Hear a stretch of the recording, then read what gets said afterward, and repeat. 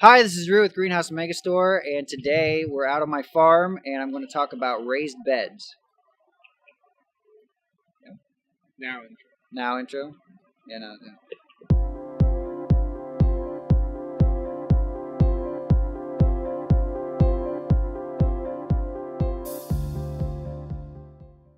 The beds I'm putting in my garden are going to be permanent raised beds without a border. So that means I'm actually forming up the earth to make the bed, but I'm not encasing it in wood or anything like that.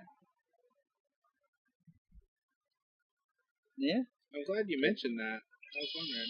Yeah, what a Yours permanent- don't look fancy like what's on Yeah. Facebook. These permanent raised beds are talked about a lot by Elliot Coleman and other people like that, and they don't look fancy. They're utilitarian. That's the right word, right? I don't know. A raised bed is exactly what it sounds like. It's just a raised area of earth, enclosed or not, in which the dirt or soil is piled up, and that allows for great drainage and a great soil texture, which the plant roots really like. I'm doing raised beds because I had some soil compaction issues. That's where the soil presses too closely together, and the roots don't get aerated, the roots don't receive water, and the biological processes that happen in the soil don't happen as easily with soil compaction. It would be fine to start with just turf grass or anything like that. I have area that's been completely cleared of all grass or organic matter because I have chickens that I had over this ground, and they did that for me, which is a great way to start, but you don't have to have that. You can start with grass and lay some newspaper down or any number of ways of getting a raised bed in the ground. But I will say that in my experience, a raised bed is the absolute best way to do small plot vegetable gardening.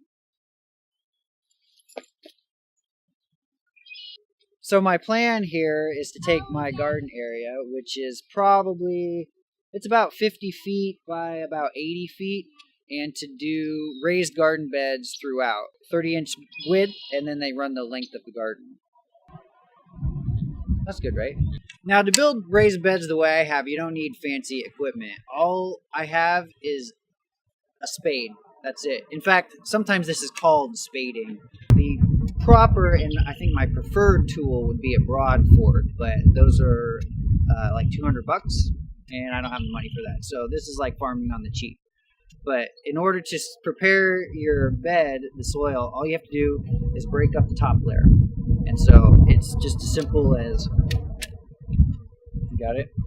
It's just as simple as shoveling in, pulling back, and just breaking up the earth.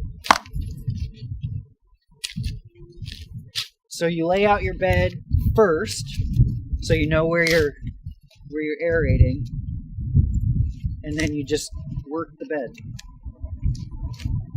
side to side. Once you get to the edge, real simple, just move back.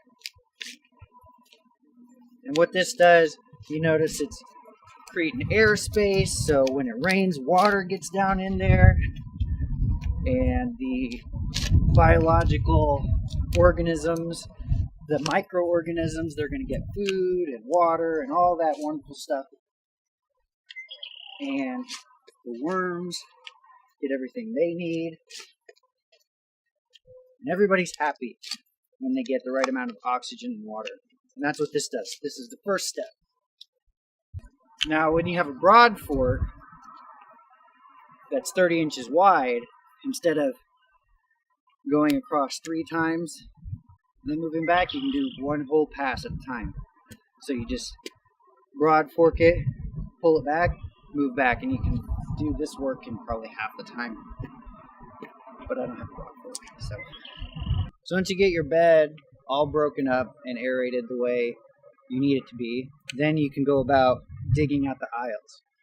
And it's exactly what it sounds like. It's digging, which is the worst work, but it has to be done. So, again, with the bed marked out, you just scoop out where the aisle is, just put it right on top. It's not glamorous work, but and you can almost see, like it looks like a cake almost. Look, like this is where all of the activity, see there's a worm right here? This is where all the activity happens. You see that nice fine texture too? This is the advantage of starting with no grass. You can really work the soil a lot easier. So it doesn't have to be precise really. You just dig through between your beds and split the difference. This side would go on this bed, this side would go on this bed. Now if you're lucky, like I am, enough to have a tractor, you can make this work go a lot quicker too, because you can just use the bucket, or they even make attachments that you can put on the tractor where you just make one pass down the bed and it makes it behind you. I have a bucket, so I can move a lot more dirt than by the shovel, but it's not difficult work. It's time consuming. So you can do an entire raised bed garden with a simple shovel, but if you do have the means to get some more specific or precise tools, it does make it easier. So, and once you're done, then you have the raised bed like you see over here, and then you can plant anything that you want in there. I plan on this side of our garden, I think I'm going to do some kale, because I love kale, and perhaps some collards and tomatoes are going over here. Anything you want. Raised beds.